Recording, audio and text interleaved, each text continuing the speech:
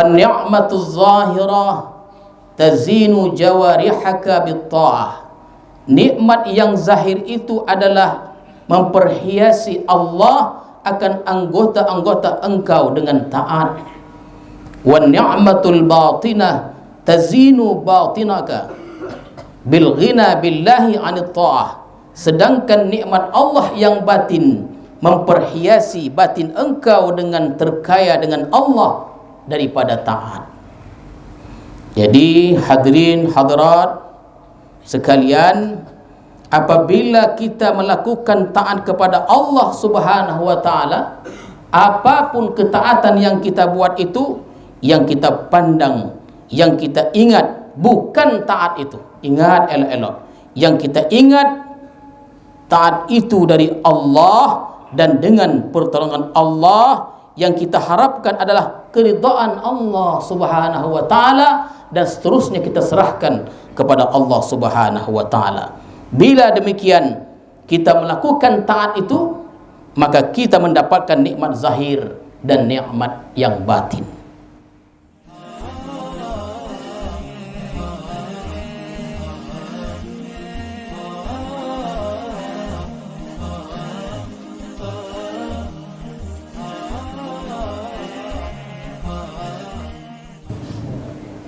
Al-Fatihah.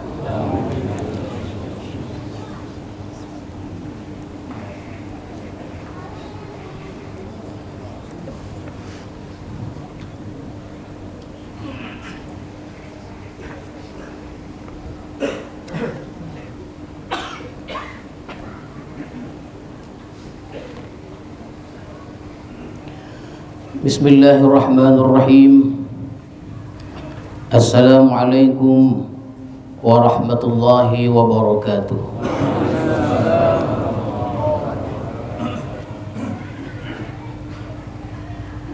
Alhamdulillahi ala niyamihi allati la tu'ad, wa ala ihsanihi alladhi la yurad.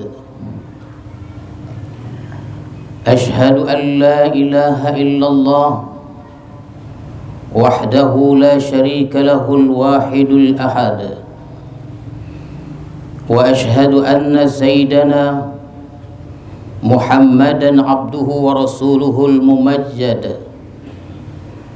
اللهم صل وسلم وبارك على سيدنا محمد وعلى آله وصحبه وذرياته وأتباعه إلى آخر الأبد. Amma ba'du. Yang saya hormati tuan-tuan para khalifah, para asatidz, para muallim, para alim ulama, hadirat, hadirin dan hadirat, serta para tetamu yang datang, yang dekat maupun yang datang dari jauh. Ada yang datang dari Medan, dari Tanjung Merawa, Binjai dan lain-lainnya. Alhamdulillah, marilah kita bersyukur kepada Allah Subhanahu wa taala yang telah melimpahkan rahmat dan hidayahnya kepada kita semua, sehingga pada malam hari ini kita dapat melaksanakan salat maghrib berjamaah di madrasah ini. Salawat dan salam kita ucapkan dan kita sampaikan kepada Rasulullah sallallahu alaihi wasallam beserta keluarga, para sahabat dan para pengikut-pengikut beliau. Mudah-mudahan hadirin sekalian kita mendapat syafaat Rasulullah di hari kemudian nanti. Amin.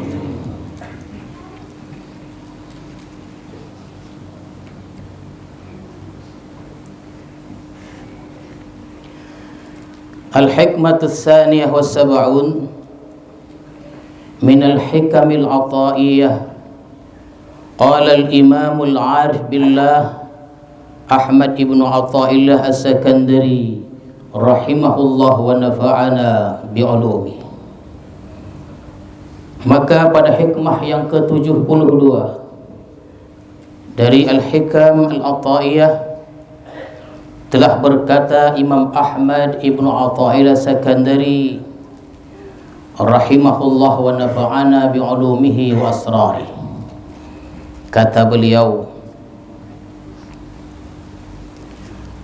mata razaqaka Allah at-ta'ah wal ghina bihi anha fa'lam annahu qad asbagha 'alaika ni'amahu zahiratan wa batinah.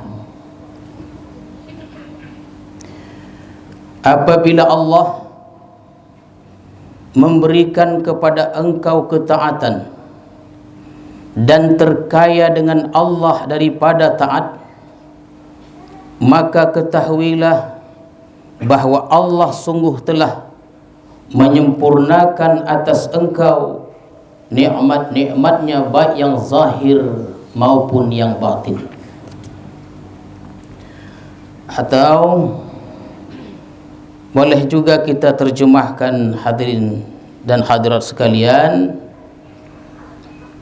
mata razaqakallahu ta'ah ini, ketika Allah memberi rezeki kepadamu berupa perasaan puas melakukan taat atau ibadah pada lahirmu, pada zahirmu, dan merasa cukup dengan Allah dalam hatimu, sehingga benar-benar tidak ada sandaran bagimu kecuali Allah Subhanahu wa ta'ala, maka ketahuilah bahwa Allah telah melimpahkan kepadamu rahmatnya yang zahir maupun yang batin.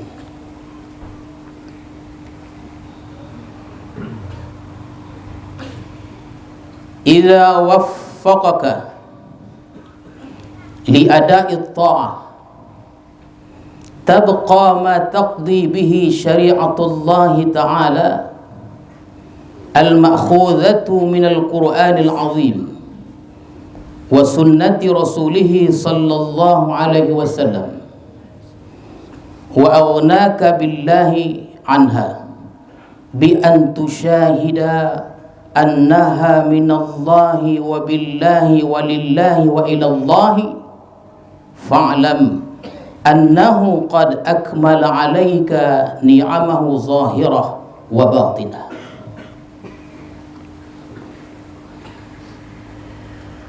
Apabila Allah memberikan kepada engkau taufik untuk menunaikan ketaatan sesuai dengan tuntunan syariat Allah yang diambil dari Al-Quran dan As-Sunnah, al-ma'khudhah minal Qur'ani was-Sunnah, dan Allah mengayakan engkau dengan Allah daripada taat itu, bahwa engkau menyaksikan bahwa taat itu dari Allah dan dengan Allah dan bagi Allah dan kepada Allah, maka ketahuilah bahwa Allah sungguh menyempurnakan atas engkau nikmat-nikmatnya yang zahir dan batin. Hadirin dan hadirat sekalian, jadi apabila Allah memberikan kepada kita taufik untuk satu ketaatan, Allah berikan kita taufik untuk satu ketaatan. Kita contohkan solat, dan solat kita ini, solat maghrib lah tadi, yang kita kerjakan sesuai dengan tuntunan syariat, insya Allah sesuai atau cukup syaratnya, cukup rukunnya dan adab-adabnya, maka itu solat itu sudah dipandang sah, hadirin sekalian. Dan itu namanya satu nikmat yang zahir. Kita tuh tadi melaksanakan nikmat yang zahir, ada tuntunannya, kita tahu tentang syaratnya, kita tahu tentang rukun dan adab-adabnya. Allah beritahu itu kita sudah mendapatkan nikmat yang zahir, nikmat lahir namanya. apabila sesudah solat itu kita menyaksikan bahwa solat yang kita tegakkan itu, yang kita kerjakan tadi itu adalah dari Allah dan dengan Allah dan bagi Allah dan kepada Allah. Bila demikian halnya, kita menyaksikan demikian bahwa solat tadi itu atau ini majlis pengajian ini dari Allah, dengan Allah, bagi Allah dan kepada Allah. Kalau begini cara kita menyaksikannya, begini cara kita memandangnya, sempurnalah nikmat kita zahir dan batin. Jadi janganlah kita itu memandang, apalagi berpegang atau mengandalkan ketaatan yang kita buat itu, tak boleh, atau ibadah yang kita buat itu. Tapi hendaklah yang kita pandang itu, kita menyandar kepada Allah Subhanahu wa ta'ala, dari Allah, dengan Allah, bagi Allah dan kepada Allah Subhanahu wa ta'ala. Itulah yang betul.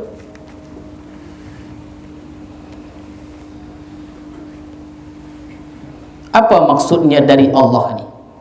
Minallahi wa billahi lillahi wa ilallah. Jadi kita beribadah itu mesti begitu, kita menyaksikan ibadah itu begitu, supaya kita terhindar daripada penyakit-penyakit yang sangat kita takutkan.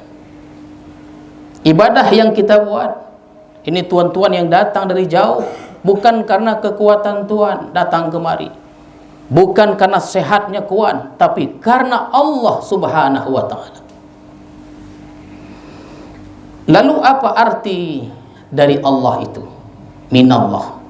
Artinya, hadirin sekalian, kita ini dari kasih sayang Allah Subhanahu wa ta'ala. Karena sayangnya Allah, karena kasihnya Allah kepada kita, sehingga Allah beri kepada kita hidayah. Maka sayang Allah pada kita tuh Allah berikan kepada kita hidayah. Dari hidayah itu muncullah, atau Allah beri kepada kita taufik. Dengan taufik itu kita bisa mengerjakan solat dan ibadah-ibadah lainnya. Jadi kita bisa solat, boleh solat dan boleh kumpul di tempat ini karena taufik Allah. Jangan kita tersilap. Pegang itu erat-erat. Karena taufik Allah Subhanahu wa ta'ala, melalui hidayah Allah. Karena Allah sayang pada kita. Dan kita bisa solat ini, hadirin sekalian, billah, ya, dengan billah. Dengan apa dia billah? Dengan pertolongan Allah Subhanahu wa ta'ala.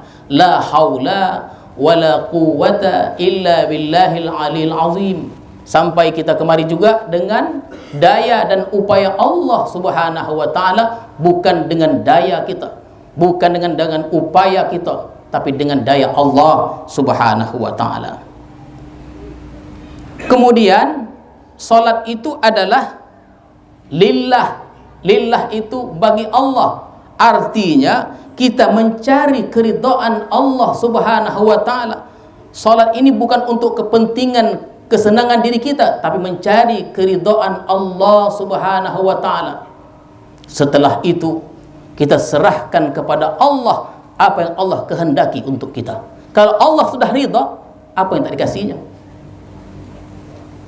Oleh karena itu, dalam konsep tarikat Naqsyabandiyah Khalidiyah itu, setelah melalui beberapa tahap, sampai sebelum seorang salik itu berzikir-zikir ismuz zat dan nafi isbat, dia akan mengucapkan ilahi anta maqsudi wa ridhaka matlubi. Terbuang, ketopi semuanya. Yang lain itu ketopi semua, yang ada ilahi anta maqsudi wa ridhaka matlubi. Tujuan dan maksud kita adalah Allah Subhanahu wa ta'ala. Dan kita pun dalam setiap solat, tidak lain dan tidak bukan yang kita baca itu adalah lillahi rabbil alamin. Inna salati wa nusuki wa mahyaya wa mamati lillahi rabbil alamin. Sesungguhnya salatku, inna salati wa nusuki, ibadahku hingga hidup dan matiku lillah, Rabbil alamin, tidak ada lain kecuali untuk Allah Subhanahu wa taala.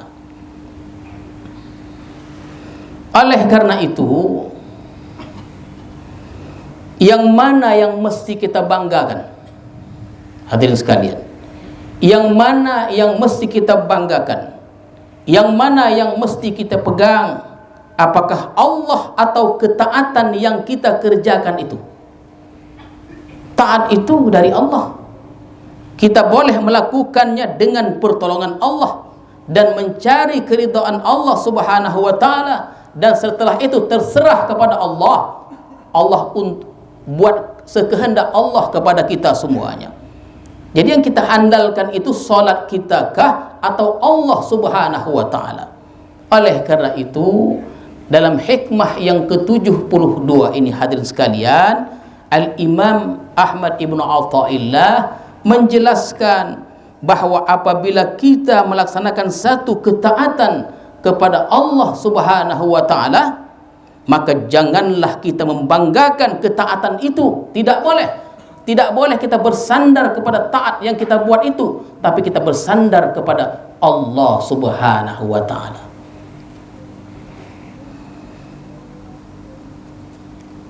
Jadi bila kita sudah salat, ya, kita salat kemudian kita banggakan itu bukan salat tapi Allah Subhanahu wa taala, kita pegang Allah, berarti kita sudah mendapatkan nikmat Allah yang zahir maupun yang batin, ya, zahir dan batin. Untuk lebih memudahkan pemahaman kita, mari kita contohkan tersesat. Kita tersesat nih pada hikmah jauh sebelumnya, hikmah yang ke-7 ke-8 itu tersesat, kita ada terangkan tentang tersesat, ya, bahwa memang manusia itu semua yang tersesat Allah berikan hidayah. Alam ini gelap Allah terangkan, ya, kita sesat Allah berikan hidayah sehingga kita tidak tersesat. Mari kita contohkan untuk mudahkan pemahaman tadi. Kita tersesat, kita ini hendak ke Tanjung Merawa, ya, ke Tanjung Merawa. Kita mau pergi ke Tanjung Merawa, tetapi kita tidak tahu arah mana ke Tanjung Merawa itu. Tak tahu. Tersesat kita tengah jalan, tujuannya Tanjung Merawa, tak tahu mana Tanjung Merawa itu, dongah sudah. Ika yang kebersilam itu mungkin ada yang sosek. Tentu dah. Ya, banyak itu. Maka kita akan buat nanti pelang supaya lebih indah lagi dia. Seharusnya sampai jam siang, sampai malam atau maghrib, karena mereka sudah sampai ke Berandan dulu. Ya. Sampai ke Berandan, ya. Jadi kita ingin ke Tanjung Merawa, tersesat dan kita tidak tahu jalan mana arah Tanjung Merawa itu. Lalu datanglah seseorang kepada kita bertanya, "Tuan hendak ke mana? Tuan ini mau ke mana?" "Mau ke Tanjung Merawa," katanya. Maka orang tadi menjelaskan kepada kita alamat tujuan kita, dijelaskan secara baik, secara jelas dan terang, fahamlah kita arah Tanjung Merawa tadi. Setelah dijelaskan, kita tak sanggup ke Tanjung Merawa. Tak apa sebabnya? Tak sanggup kita ke Tanjung Merawa. Setelah dijelaskan oleh orang tadi, kita kata sama dia, tak sanggup. Baiklah kalau begitu Tuan, mari kuantar Tuan sampai ke Tompe. Dihantarlah dia dengan motornya atau mobilnya, sampailah ke alamat yang dituju tadi, ya. Jadi hadirin dan hadirat sekalian, sampai di Tanjung Merawa itu, mestinya yang mengantar tuh, yang menjelaskan mana Tanjung Merawa dan hantar sampai ke Tanjung Merawa, mestinya dan wajar dia meminta bayaran atau upah. Tetapi orang yang mengantar tadi tidak meminta bayaran dan tidak meminta upah. Nah, yang kita banggakan itu perjalanan kita sampai ke Tanjung Merawa atau orang yang mengantarkan kita sampai ke Tanjung Merawa itu. Ya. Tentulah yang kita saksikan itu, yang kita banggakan itu adalah orang tadi atau guru yang mengantar, yang menjelaskan kepada kita, yang mengantarkan kita sampai ke Tanjung Merawa. Ini namanya lillah, bagi Allah. Kemudian mestinya nih, kalau kita sudah dijelaskan kepada kita mana Tanjung Merawa, dihantar kita sampai ke Tanjung Merawa, kita mencarilah, memberikan sesuatu kepada orang yang telah mengantar kita supaya dia senang. Kan begitu? Kita berikan sesuatu sehingga dia senang karena dia telah menolong kita. Itu keridhaan Allah Subhanahu wa taala. Begitu dia. Seharusnya kita sampai ke Tanjung Merawa itu, kita beri sesuatu untuk menyenangkan orang yang telah mengantar kita sampai ke Tanjung Merawa. Jadi kita beribadah ini kan tidak tahu awalnya. Ibadah kita tidak tahu. Karena Allah sayang kepada kita, Allah beritahu kita caranya. Kemudian kita tidak sanggup, Allah beri taufik sehingga kita dimudahkan Allah jalan-jalan ibadah itu. Mampulah kita beribadah kepada Allah Subhanahu wa taala. Tidak mampu juga kita, ditolong Allah. Allah menolong kita untuk pulang. Dengan daya upaya Allah, kita pun mampu beribadah. Setelah itu kita minta surga. Ini hebat betul nih.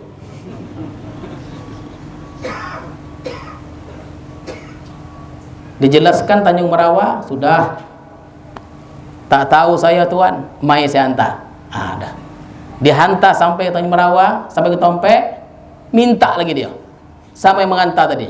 Ini kan keterlaluan namanya. Ya, keterlaluan sekali namanya.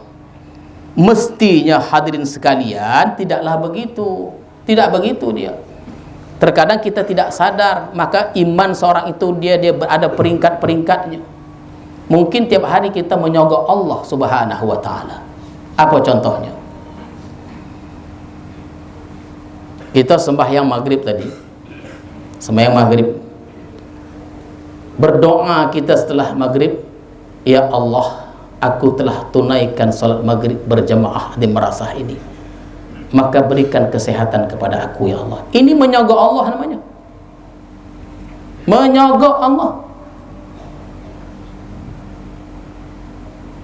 Orang yang muqarrab itu tidak begitu doanya. Kita kok selalu doa panjang umur aja. Minta panjang umur aja. Atau kita berikan sedekah kepada fuqara dan miskin, ya Allah aku setelah bersedekah, maka mudahkan umur, panjangkan umurku ya Allah, mudahkan rezekiku dan mudahkan urusan-urusanku. Ini namanya menyogok Allah Subhanahu wa taala.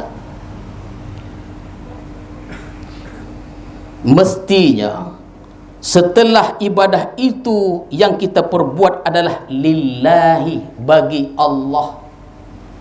Ya, bagi Allah. Artinya mencari keridhaan Allah Subhanahu wa taala. Kalau Allah ridha, terserah Allah apa yang Allah kehendaki untuk kita.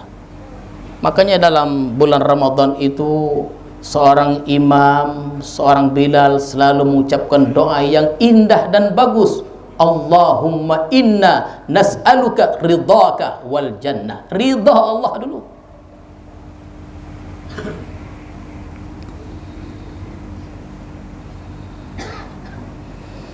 Ialah hadirin dan hadirat sekalian, kalau kita buka kisah-kisah para awliya Allah dalam mereka berdoa, dalam mereka beribadah, memang lainlah cara mereka berdoa itu. Ya, lain cara-cara mereka berdoa itu. Ya, seperti yang selalu kita contohkan Rabi'atul Adawiyah. Ya kan? Ini contoh yang paling jelas dan terang. Atau munajat Syekh Abdul Burakan, berkat Mahmud Waliullah, dunia dan akhirat ia bencilah. Dunia ia bencilah, akhirat ia bencilah, semata-mata menghadap kepada zat Allah. Rabi'ah Adawiyah dalam syairnya dan luar biasa, dan itu menjadi pembahasan. Ya Allah, sekiranya aku ini beribadah mengharapkan surgamu, jauhkan surgamu dariku ya Allah. Ya Allah, bila aku beribadah takut akan siksamu, takut akan nerakamu, masukkan aku ke dalam nerakamu. Begitu syairnya, kumandang munajat Rabi'ah itu begitu. Jadi aku ibadah nih Allah bukan karena surgamu dan bukan karena nerakamu. Aku ibadah semata-mata karena cinta kepadamu. konsepnya al-hub. Itu dalam tarekat Naqsyabandiyah, dia hadirin sekalian, kan yang pertama itu as-siddiqiyah. Naqsyabandiyah ini kan banyak apanya, Ahrariyah, Mujaddidiyah, ini yang terakhir tuh Khalidiyah. Tapi di belakang itu ada as-siddiqiyah, ada taifuriyah. Kalau siddiqiyah itu konsep zikirnya khafi, itu Abu Bakar Siddiq tuh khafi. Kalau konsep zikirnya Abu Yazid Al-Bustami Taifuri itu adalah khafi dan al-hub, cinta, ittihad, ya, kesatuan. Kita ni ada dia ismu zat dan nafi isbat. Ya, nafi isbat perlu kami jelaskan juga bahwa dalam tarekat Naqsyabandiyah ini zikirnya kan dua itu kan. Dua dia. Pertama ismu zat, Allah Allah, yang kedua nafi isbat, la ilaha illallah. Tapi secara umumnya dalam perspektif tasawuf, zikir dalam tarekat itu terbagi tiga. Dasarnya itu la ilaha illallah, itulah dia. Itu untuk orang-orang yang bertaubat, la ilaha illallah, itu zikirnya. Naik ke level kedua, Allah Allah Allah, dan level yang paling tinggi itu hu. Nah, jadi tuan-tuan, kalau mendengar melihat orang berzikir hu, jangan copek disalahkan. Ya, jangan copek disalahkan. Hu itu artinya huwa, Allah. Dia Allah. Begitu cara berzikirnya. Nah. Oleh karena itu, jangan sekali-kali kita memandang taat kita. Yang kita pandang adalah yang memberi taufik, yang beri hidayah, yang berikan pertolongan kepada kita, yaitu Allah Subhanahu wa ta'ala. Fan-ni'matu zahirah tazinu jawarihaka bit-ta'ah. Nikmat yang zahir itu adalah memperhiasi Allah akan anggota-anggota engkau dengan taat. Wan ni'matul batinah tazinu batinaka bil ghina billahi 'anit ta'ah. Sedangkan nikmat Allah yang batin memperhiasi batin engkau dengan terkaya dengan Allah daripada taat.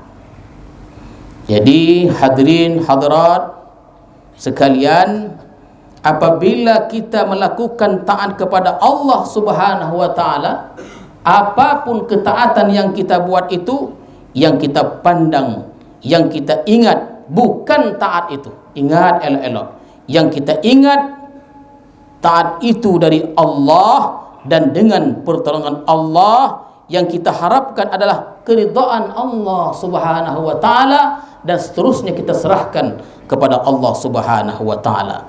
Bila demikian kita melakukan taat itu, maka kita mendapatkan nikmat zahir dan nikmat yang batin.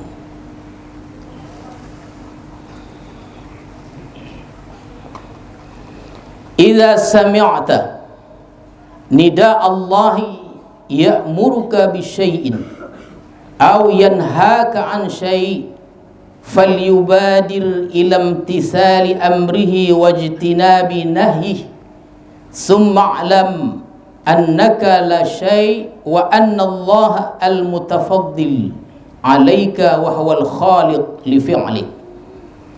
Bila engkau mendengar seruan Allah menyuruh engkau dengan sesuatu atau melarang engkau dari sesuatu, maka segeralah menjunjung perintahnya dan menjauhi segala larangannya. Kemudian ketahuilah bahwa engkau tidak ada apa-apanya, dan Allah jualah yang telah memberi anugerah engkau. Allah jualah yang telah menciptakan perbuatan engkau. Ini dah kajian tauhid ini. Kita pernah jelaskan tentang tauhidul af'al, mengesakan perbuatan, ya, mengesakan tauhidul af'al. Ada istilah dalam kajian tauhid itu tauhidul af'al, mengesakan perbuatan. Perbuatan Allah Subhanahu wa ta'ala yang kita lihat, yang kita dengar, itu adalah perbuatan Allah. Secara hakikat dan ma'rifat, baik dan buruk itu dari Allah. Secara adab dan syariat, baik disandarkan kepada Allah, sedangkan buruk disandarkan kepada manusia. Jadi kalau ada orang berbuat jahat, kita pandang dari segi syariatnya, itu satu kesalahan, mesti ditegur, mesti diperbaiki. Kenapa? Si ikhtiar yang berbuat itu ikhtiarnya ikhtiar yang salah, mesti dibenahi, ditegur dia, diperbaiki. Tetapi secara hakikatnya dia berbuat kejahatan itu atas kehendak Allah juga. Oleh karena itu, kalau ada orang berbuat jahat, jangan benci, nasihat elok-elok dia. Karena dunia ini tak tahu, yang jahat boleh berbalik baik, yang baik boleh menjadi jahat dia. Dan itu banyak dalam sejarah. Ya, jadi jahatnya seorang itu atas kehendak Allah juga. Doakan dia agar dia diberi hidayah oleh Allah Subhanahu wa taala. Hadirin dan hadirat sekalian, idza tahaqqaqta ala hatainil martabataini fahna bi an salimta minal muhlika kal i'timad ala al-amali wal riya wal ujubi wal idlal wal kibri wal man wal adha wa ghairiha. Kal i'timad ala al-amali wal riya wal ujubi wal idlal wal kibr wal man wal adha wa ghairiha. Apabila engkau sudah mantap atas dua perkara tadi, ibadah dengan cara yang baik, yang kita pandang adalah Allah, bukan ibadah itu, ibadahnya sudah baik, dan kita saksikan kita boleh beribadah itu karena Allah Subhanahu wa taala. Bila mampu demikian, maka sepatutnya hadirin sekalian kita untuk gembira karena kita atau karena engkau, bahwa engkau selamat dari perkara-perkara yang membinasakan, seperti al-i'timad 'alal amali, berpegang atas amal yang sudah kita sebutkan tadi, riya, ujub, idlal, sombong dan lain-lainnya. Maka pada hikmah al-hikmatul ula minal hikamil ata'iyah, ya, pada 2 tahun yang lalu kita pernah membahas tentang hikmah yang pertama itu adalah alamatul i'timad 'alal amali nuqsunur raja' inda wujudiz zalali. Di antara tanda bergantungnya seorang hamba itu kepada amalnya, berkurangnya harapannya kepada Allah ketika terjadinya kesalahan padanya. Nah, itu makanya kita tidak boleh bersandar kepada amal. Kalau kita bersandar kepada amal, bahayalah kita. Kalau kita sudah beramal dan kita saksikan bahwa amal itu karena Allah, dari Allah, bergembiralah kita. Kalau demikian, terhindarlah kita dari berpegang kepada amal, bergantung kepada amal, terhindar dari riya, terhindar dari ujub, terhindar dari idlal, sombong dan lain-lainnya. Ya, merasa berjasa itu, idlal itu. Itu hadirin sekalian, Zunnun al-Misri, seorang tokoh sufi yang sangat masyhur itu.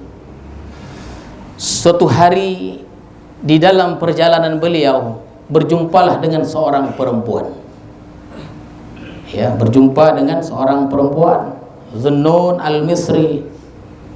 Setelah diucapkannya salam, dibalas salam tersebut oleh si perempuan tadi. Perempuan tadi bertanya kepada Zunnun, adakah anda Zunnun al-Misri? Zunnun al-Misri menjawab, ya, sayalah orangnya. Engkau tahu dari mana?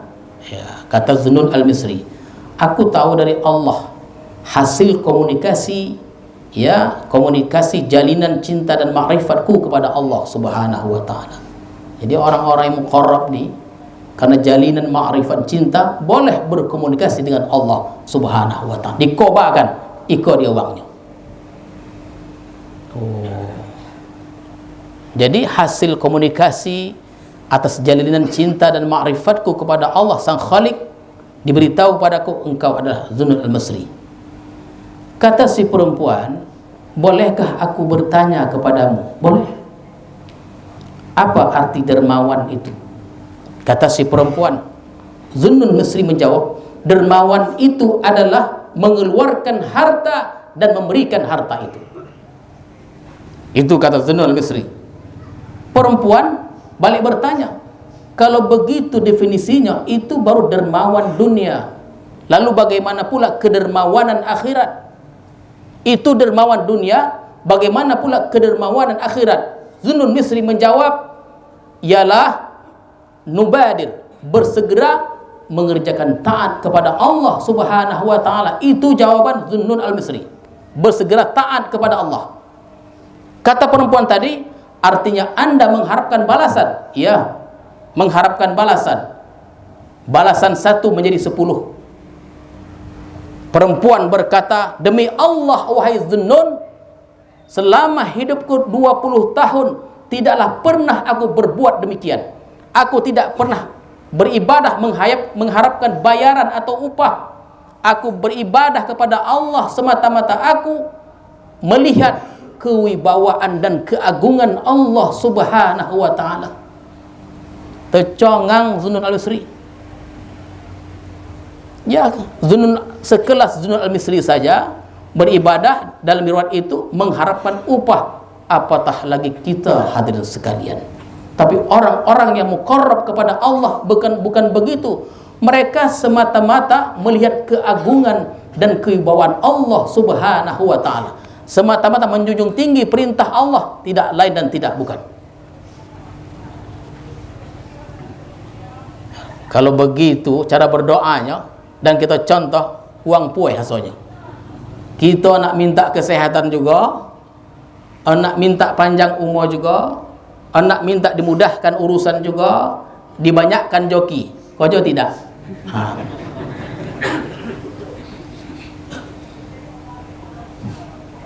Apa istilah itu?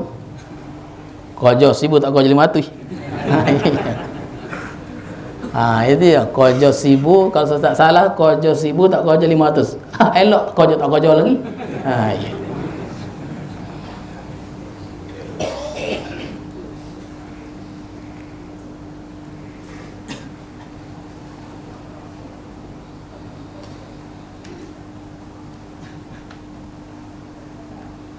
Jadi bila ibadah kita itu baik, hadirin dan hadirat sekalian, tidaklah kita akan berpegang kepada amal, dan itu mesti kita latih supaya kualitas ibadah kita, kualitas doa kita semakin lama semakin meningkat.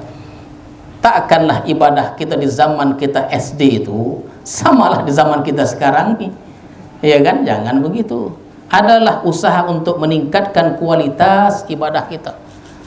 Ya, setidak-tidaknya semakin berkurang umur tu, semakin eloklah kualitas ibadah kita kepada Allah Subhanahu wa taala. Rasulullah sallallahu alaihi wasallam bersabda,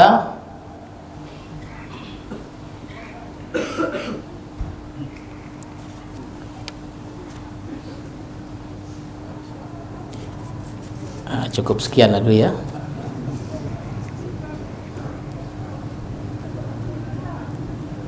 Yang ini penjelasannya banyak terpotong sebenarnya. Tak apa-apalah ya. Saya pun tak menyangka begitu cepatnya waktu ini.